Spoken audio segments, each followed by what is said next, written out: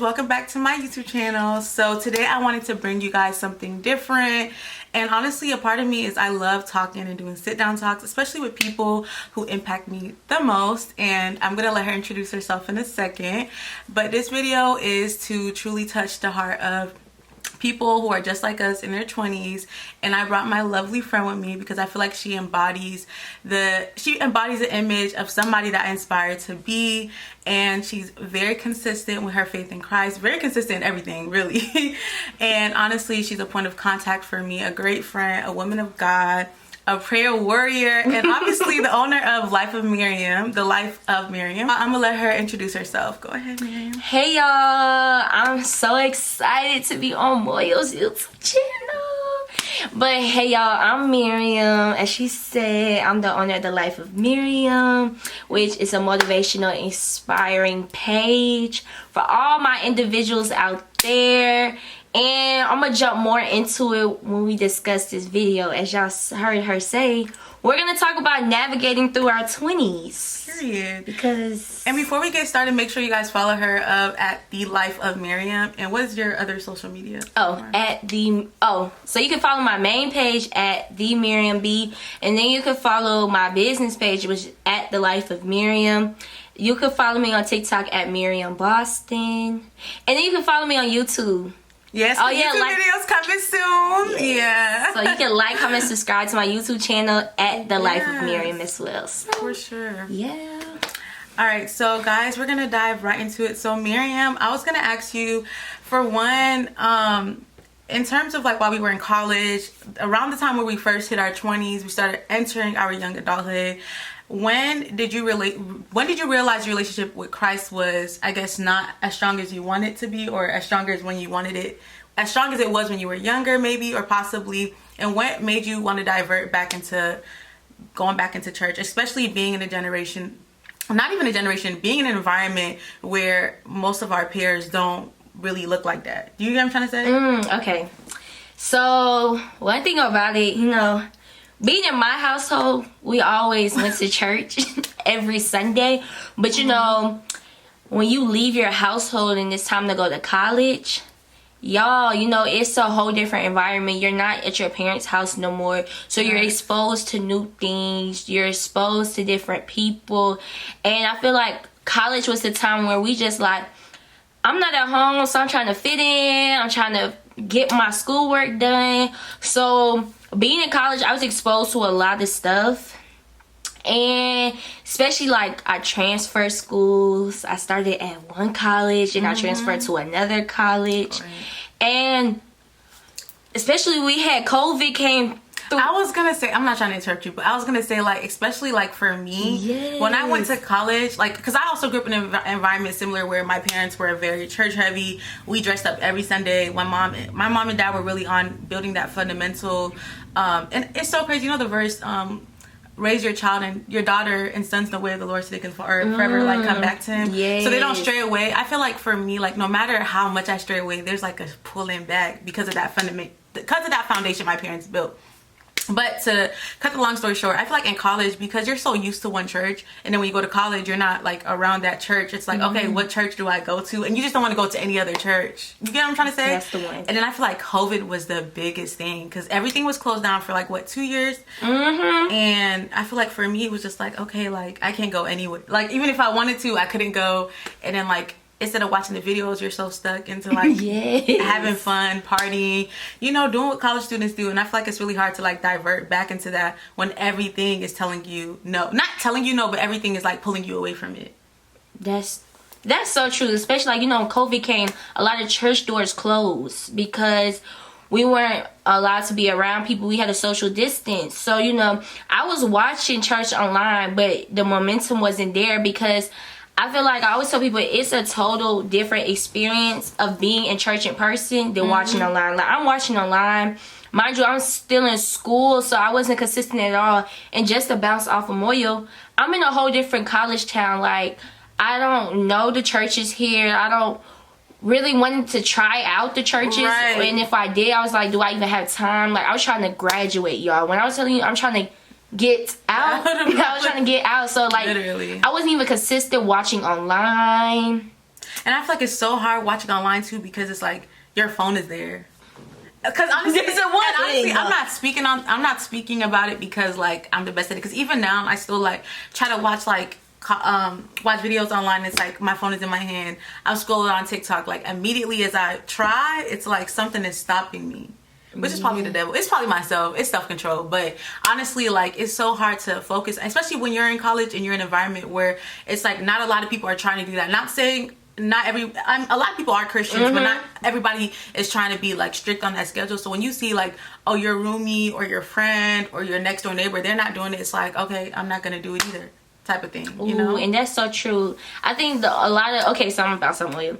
A biggest thing is, like I told you, when you get college, you want to fit in. So when you see your friend group, certain friends you're hanging out with, they're doing this certain thing. So it's just like, if I start pivoting on this area, I'm gonna stand out. I'm gonna be different out of everybody. So y'all, I really got deep in with my walk around after I graduated. So I graduated back in May 2022. So, you know, I'm leaving college, y'all. You know, the fun, wild lifestyle. And I'm coming back home, which is another transition. You back into that environment. That built you.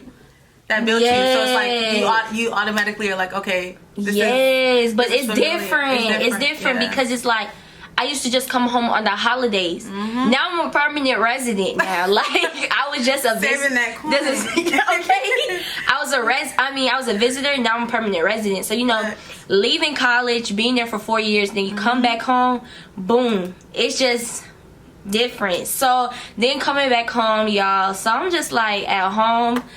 They never prepare you for post-grad life. They don't. So it's like I'm trying to figure out after graduating. So then that's when I created the Life of Miriam around like September. So creating the Life of Miriam, let me tell you, the Life of Miriam always been existed, but I never knew that. I just never like. Were you like kind of like a sense of like scared? Not scared, but like, you know, like feeling like someone's gonna judge you, or like, did you feel a sense of judgment, or you just never wanted to post? Never did. Like, I never wanted to post. Like, but the thing is, the page was never made, y'all. I always called myself the Life of Miriam since high school. Like, it was from high school, but I didn't know what I wanted to do with it. It was like, okay, I want to do YouTube. Made the YouTube channel, y'all. No videos was ever posted. It's okay, because in 2024 she's doing videos. Okay. I'm getting back into it, y'all. Like, I only got like 3 to 4 videos up there, but we're gonna get back into the momentum.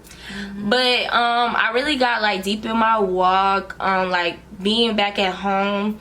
And then you know, I started was like, Miriam, open up that physical Bible. And then the thing is, opening up my Bible was not overnight work. Like, you know how God gives us grace, you have to give yourself grace too. It's baby steps. You can't just say, I'm gonna read the Bible for an hour. Like, you have to really tell yourself, am I gonna do it? Because sometimes we put super high expectations on ourselves, and then we get disappointed. But you're putting unrealistic expectations on yourself and expecting it to get done. You have to give yourself grace, baby steps. Let me tell you, I was quick to listen to a podcast or watch a sermon. But when I tell you it's baby steps, like 10 to 15 minutes. Like, God just wants that open invitation, because, you know, it's so easy for us to hear other people, but once you get into your word, you could discern from the voices that's out in the world, and then you can actually hear the voice of your Father. So y'all, read my Bible, baby steps. Let me tell y'all, my best friend Celine, we had to do a Bible study plan. We had to do a Bible study plan, y'all, because that's what I'm gonna say. Get a friend, get somebody who's on the same path as you, because you know what God said, this walk isn't easy, but when you have people around you, it's gonna make it so much better. So to piggyback off of that, like, do you feel like, how would you, to piggyback off of that, to a college student watching this, what would you tell them to do, like, if they're in college and like they feel like, okay, you know, I don't want to be a part of this, but I'm here, like, you know, they haven't graduated yet. What would you say? What are some tips? Like you said, find a friend, or find a small group, or like a church group in church in school or something, and find someone, or maybe like, you know, tap into sermons like she said, or finding a Bible plan, something to tap into your walk with Christ. But what would you tell someone who's still in college on how to navigate that walk, in a sense, while you're still in college? Okay. And around the things that can, you know, pull you toward ungodly things. Gotcha. So, you know, one thing I'm going to tell any college student that's out there and you're trying to deepen your walk with Christ, but you feel like you can't do it because there's so many distractions around you. You're trying to finish school. It's like you're tugging between being in the world and then being a follower of Christ. So one thing I'm going to say, and I'm going to motivate you, is you have to really, like, you know how we say we want things done? When I say God has an open invitation for you, he just wants baby steps. Like, even talk to him for 5 minutes. And I want to let you know, you not, don't allow anybody to be in your ear to say, like, girl, we in our, you ain't, girl or boy, like, you in your 20s, you have all, like, the rest of your life to get deep with your walk. Let me tell you, sometimes them people in your ear, they're gonna be the same people that come to you asking for help. But one thing I would say is, don't judge the next person based on where you're at. And like, how I'm gonna bounce off of Amelia, it's like, have a trust for a source. A lot of colleges nowadays, with some, I have seen like a lot of people start building small groups in colleges, like Christian small groups, faith small groups for people to get into it. So one thing I'll say is, you gotta be bold about it. Like, be bold. I feel like for me, like, one thing I'll say is, I feel like for me, I was really strong with my walk in Christ, like, freshman and sophomore year.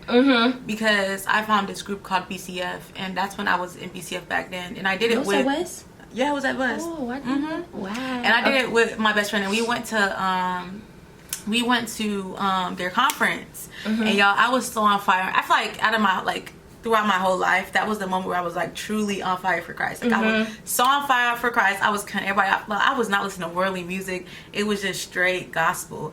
And I feel like when I look back at it and I think of like the things that caused me to like stray away a little bit from it, it was more so not with the upkeep with the people who surround you, who are surrounded with you. Like, I was watching this testimony, and the girl was like, lightness and darkness, they don't fight, they dance around until one becomes the other. Does that make sense? Yes. So it's like, it's not necessarily a battle within like, oh, like you, lightness and darkness are battling. It's an everlasting dance, and the more you keep dancing with darkness, you'll start falling into it. Does that make sense? Yeah. So it's just like temptation. So temptation. So it started off with that, like, okay, like allowing certain things, and then next thing you know, I'm back doing the things and participating in things, and I stopped reading my word as much. I stopped and I stopped really like connecting with God. I stopped going to conferences. I let life really take over me. And at this moment right now, I feel like I'm still in like, thank God for friends like MIRIAM who like hold you accountable and stuff like that. But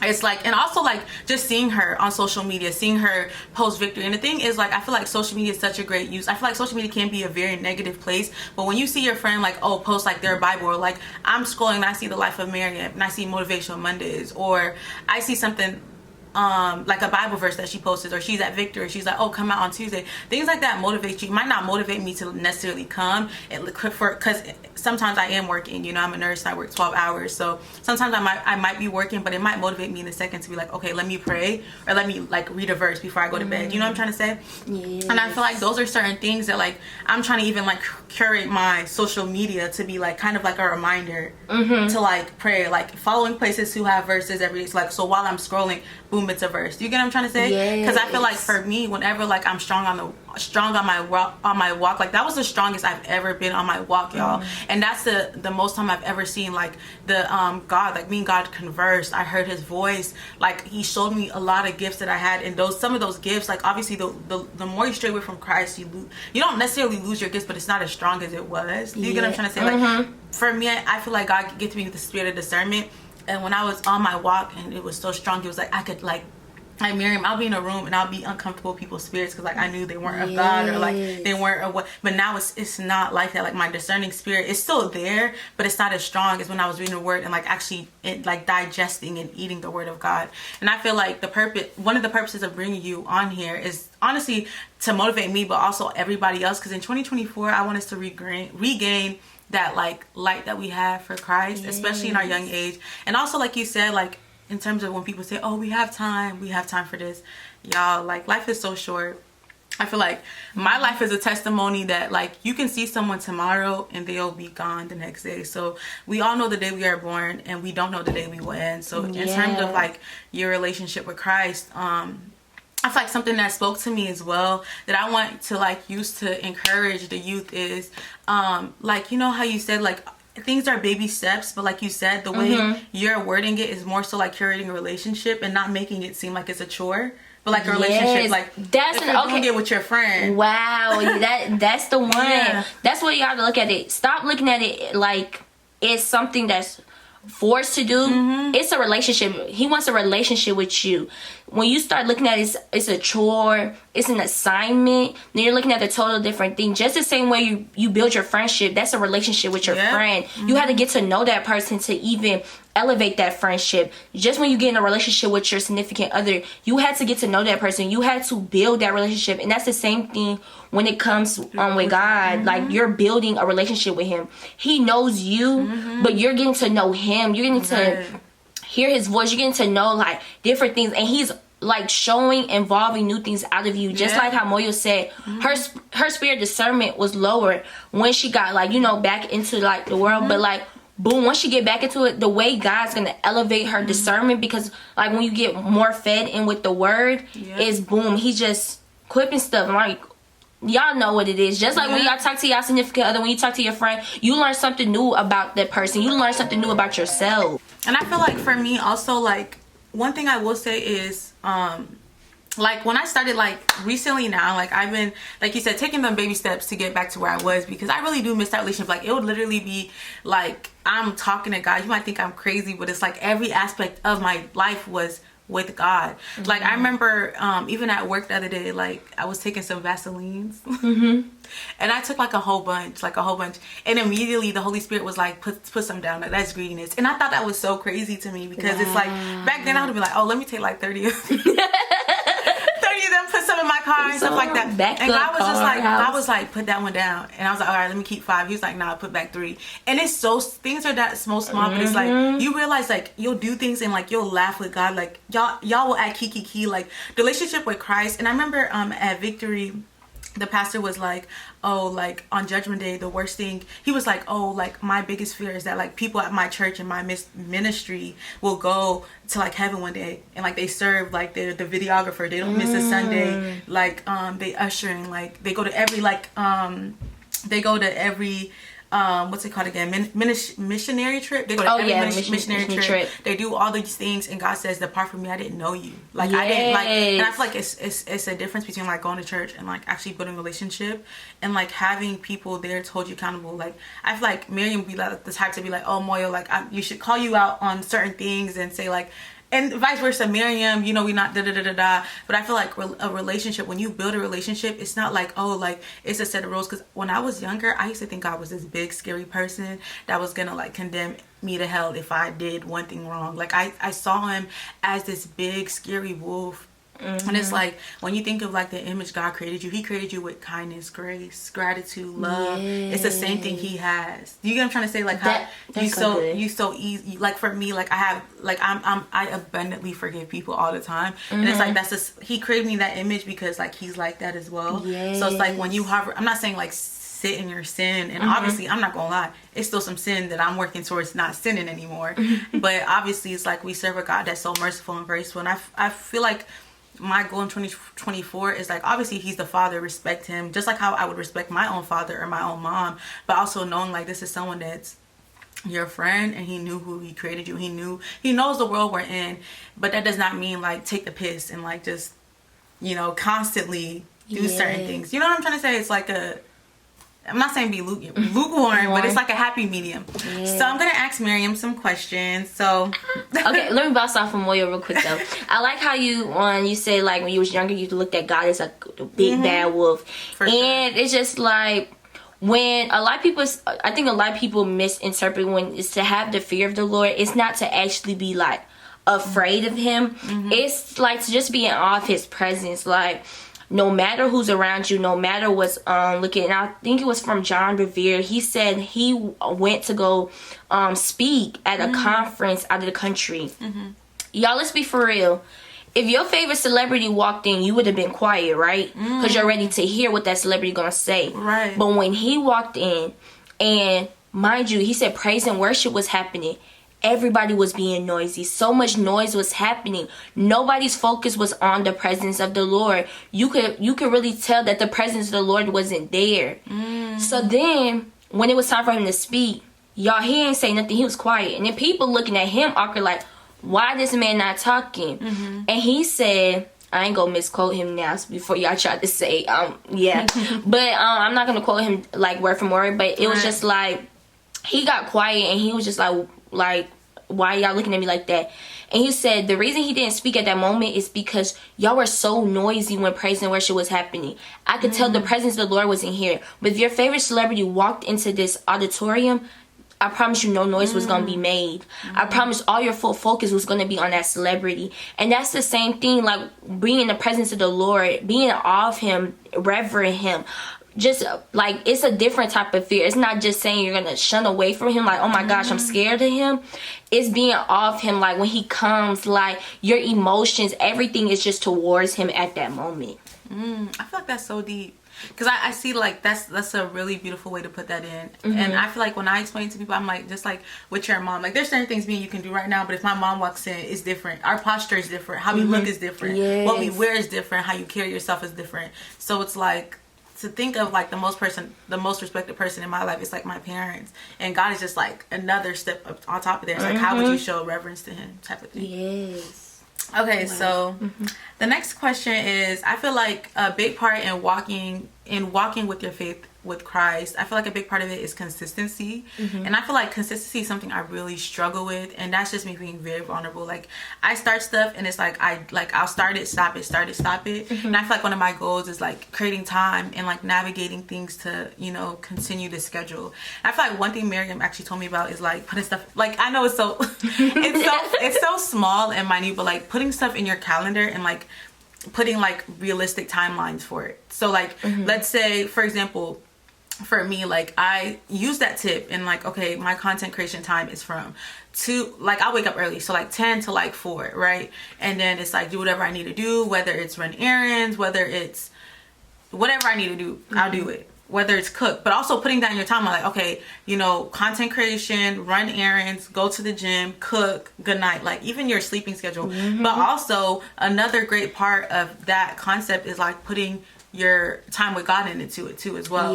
So like from 10 to whatever. And obviously every day is not linear. Life is not linear. Life is not a straight line. Obviously there's going to be some days where your calendar does not go as straight as you want it to go. But I feel like it's a really good way and a real cool tool that she put me on to like be consistent. And I want you to share how it benefited you and other tips and tricks that cause you to be consistent in life, but also consistent within your relationship with Christ. Okay, so consistency always been hard with me. Like, you know, it really was really hard. I was started back in college, but it's like it was kind of easier in college. Well, not really. I really had to balance like being extracurricular activities, doing my schoolwork, having time for myself, and doing other things. And it was just like, I don't want to just be drowned with just schoolwork. It's life. I want other things to do outside of it. So to answer more your question, because once you follow my page, you're going to ask me, you're probably going to message me like, Miriam, how do you get so much done in one day? Her motivational Monday. She don't miss a Monday. Like, no, like, honestly, like, you know, you see your friends and you're like, wow, like, not necessarily jealous, but it's like, it's so crazy how, like, you're also my age, you working, and she going to pop-up shops, and she going to church, and Victory Tuesday, and getting cocktails, all in one schedule. I'm like, and the thing about Miriam, she's always in the car. I'm always in the car. If you call me, you're gonna hear the car sound going. It's just like what my mom said. My mom said I'm a busybody. Like I can't sit down. Like I'm always on the go. But the thing is, she gonna put God in there every day. Every time. Like it's because when I'm gonna leave it, like how bad do you want? Like when you're hungry to get things done, you're gonna get it done. So like what's your schedule is like how much you say, okay, I'm gonna wake up at this time. What are you gonna do when you first wake up? Like, boom, we say we have so much to do, or we say we're busy.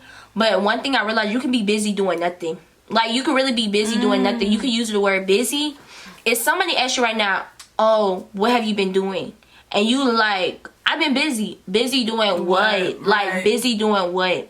And so one thing I really had to prioritize a lot of things to say, okay, I want these goals accomplished. What am I gonna do? I'm gonna set time aside. I'm gonna set time aside for my friends to hang out. I'm gonna set time aside to speak with God and have my alone time. I'm gonna set time aside to do the things I'm passionate about. So one thing I'll say is actually have that calendar and like on your phone, the thing gonna pop up on your phone and it's gonna remind you, like I'm telling you, it's gonna remind you. It's gonna say 9:30 a.m. to 10:30 a.m. Boom. I'm going to spend a long time with God. Boom. When that time is done, 11 a.m. to 12 p.m., I'm going to create my content. And I'm going to give y'all a tip. You don't got to make content every day. Batch your content. Make like a good 4 to 5 videos in that hour She sitting. put me onto that too. In that hour sitting. Yeah. And boom, you can pre-schedule your content. Because I'm going to be honest, I don't have time to create content every day. Like, it was a point in my time where I literally went MIA on the life of Miriam because I didn't have time. I was overwhelmed. But once you create that schedule, create that calendar, that's real good. And then I'm so glad I have people around me that's understandable because it's only one of me. It's only one of me. It's only one of me. Let's talk about that. Yes. I feel like, I'm so happy you mentioned that because this is honestly off topic, but I feel like, bro, like as you age, you realize like it's really only one of you. Like, and sometimes I wish I could divide myself into 3, like because it's like, and I feel like I was telling Miriam this last time when I was doing your hair. I was like, I feel like I struggle with the fact that like you have all these goals, right? Like I want to be a content creator, I want to be a YouTuber. I like my biggest goal is like, makeup and having a line and stuff like that. And I feel like you realize, like I feel like I broke down because I was letting my 9 to 5, which is me being a nurse, like take over that. And it's like, although like I could cry and be like, okay, yeah, but it's like, okay, you're there for 3 days. What you doing with those 4 days? You know what I'm trying to say? Like, obviously, like, I have a relationship, I have family, and it's like, I gotta do stuff with them too. But it's like, okay, this is like what you want to push, so push your pen. Like, every day, push your pen. Obviously, you're gonna have times where you're not as consistent. You're human. Our bodies need to rest. Sometimes I do have days. And like, the thing that Miriam said that like really influenced me is like, sometimes I even schedule like my rest days. Like, okay, from 6 to 10, you're gonna watch all the shows you want to watch. Like, make some popcorn and just relax and do absolutely nothing, because I feel like that's also okay. It's like mentally detached. Like for me, it's detaching from like work, detaching from certain situations, detaching from a lot of things. But I feel like an important part of that is really finding a community that's understanding, because I feel like grace is so important. And I feel like that's what honestly, like, I love Miriam. Me and Miriam been known each other, but I feel like our relationship has gotten stronger. And it's like, y'all, like Miriam, every first of the month she would text me paragraphs. And like when I was going through it, because I've only been a nurse for like 7 months now, but in the early stages when I was doing it, it was a lot. Like I wanted to quit. Like it was a lot of deep, even my mom wanted me to quit. It was a lot. It was intense to the point where like my phone really stayed on D&D, and like I would just look at messages and be like when you're sad, you just don't want to do anything. You just like kind of like just going through the motion of life. And I feel like Miriam would be like so consistent. And I feel like it's so many people in the world, but to find good people is very rare. Like to find people who love you unconditionally is very rare, because a lot of love is with condition of like, oh, what can I get from you? You get what I'm trying to say? Yes. Like, or it's like, what can I receive from this relationship? Like it's like a two-way. Like I'm pouring something out. What is they gonna pour out to me? Right. But to have an unconditional type of love is like, I'm not expecting nothing in return. Right. Like, so Miriam wasn't. I was not even Miriam every day. Like these messages, and it was like it helped with my spiritual life. It got me through days that she probably doesn't even know about. But having someone important to you like that, and having like a godly community, it's like, I don't want to get emotional because I cry, but like it meant so much to me, of like, you know, expecting those, reading those messages, or even going on TikTok and Miriam pop up, or like, you know, watching your motivational, because I'd be at work and I'm like, okay, motivational motivational Monday, and it's just like, just always positivity, reaching out. And it's like, I be telling Miriam, like, dang Miriam, who helped you out? That girl cared. All of us on her bed. On her bed. And I feel like that's one thing I want to work on this year. I feel like this year was really a me year. And honestly, like, I don't really have those years like that. But I also want to, like, definitely not be the friend that's like, okay, but I'm pretty sure you need those, like, encouraging messages as well. Like, although you got Life of Miriam, the purpose of Life of Miriam is to motivate people and bring people closer to Christ. But it's also like, you need to get that poured back into you. So although, like, it's that key, I do appreciate it, and, like, you know, I want to do the same towards. Oh, I love that, Moya. Okay, I'm about to stop that. Y'all, but one thing I say, it's not easy. Like, there's some day, y'all, I be drained. But you know one thing I realized? Somebody said you can't keep pouring from an empty cup. Like, it was a point where I just kept pouring. My cup was never about to be refilled because I didn't take time to allow my cup to get refilled. And just like Moya said, like, I was like, okay, Miriam, the same way you showing up for people, you gotta show up for yourself as well. Like, or you're gonna keep pouring from that empty cup, and there's nothing else to pour from me. So, yeah. And taking that time, D&D is my best friend. Like, if you need that time, D&D.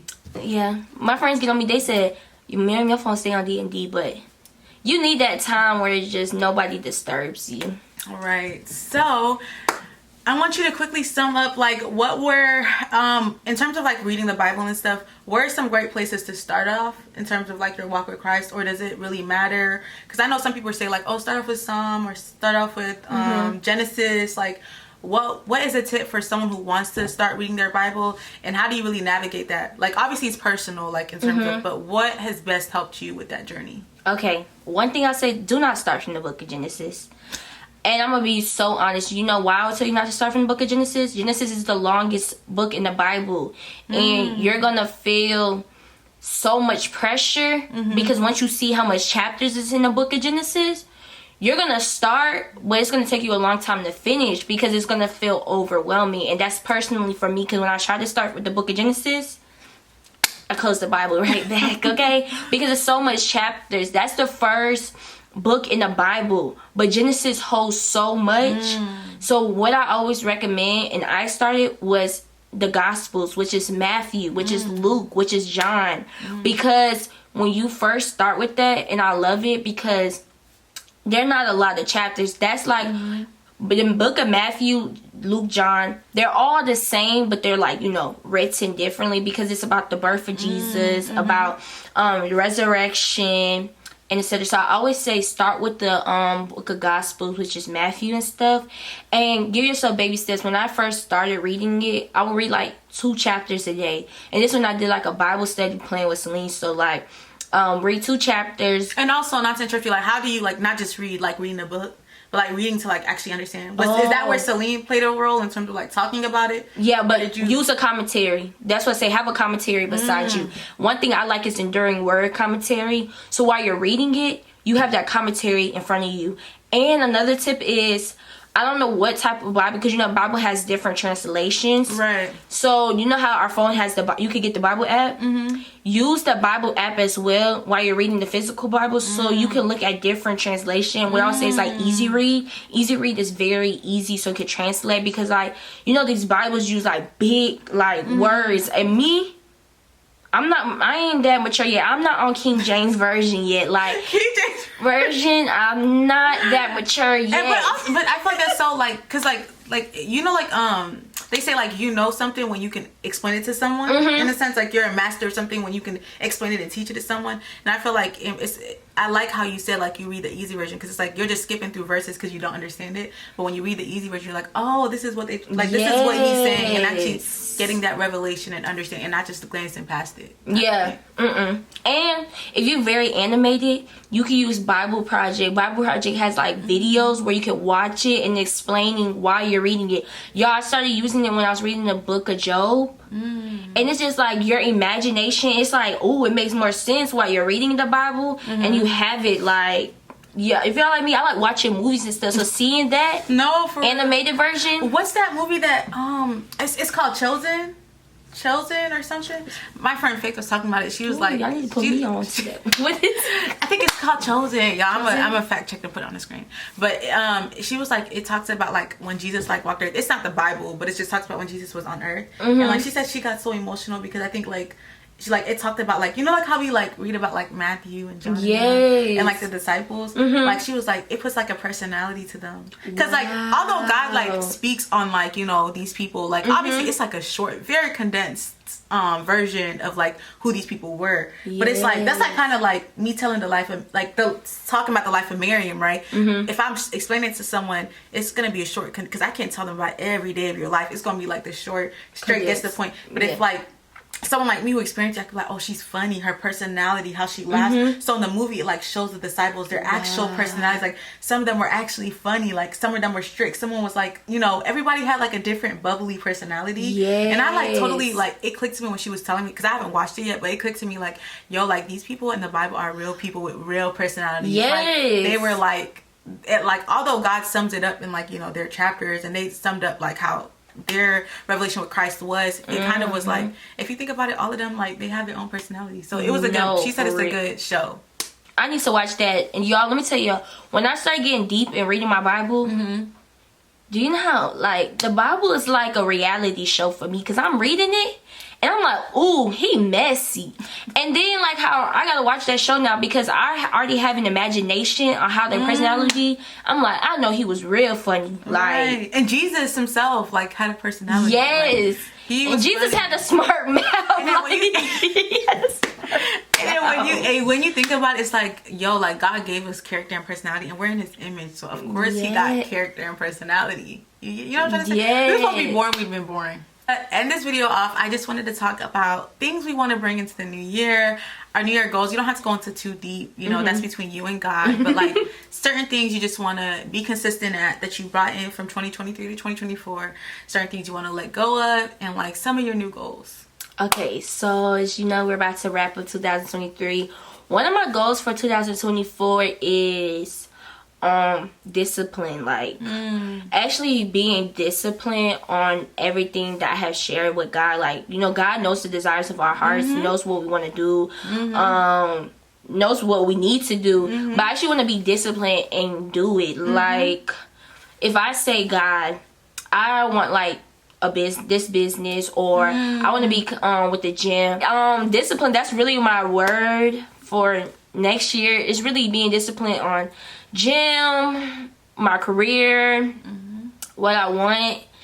Because y'all, one thing I realized, it's so easy to make a vision board, but am I actually gonna look back at that vision board and saying, boom, like I want this, like this is my vision, I want to turn into reality. And I was just talking to one of my best friends earlier, like actually having a physical vision board. You know, we do digital ones, but let's be honest, you're only gonna see it when you open. When you open it, But like, let's say I put one right here. And you look up at it every day. And you're gonna remind you, like, this is why I'm doing the stuff I want to do, because that vision I want it to become reality. And time is not a real thing. Time, it's not. It's like this.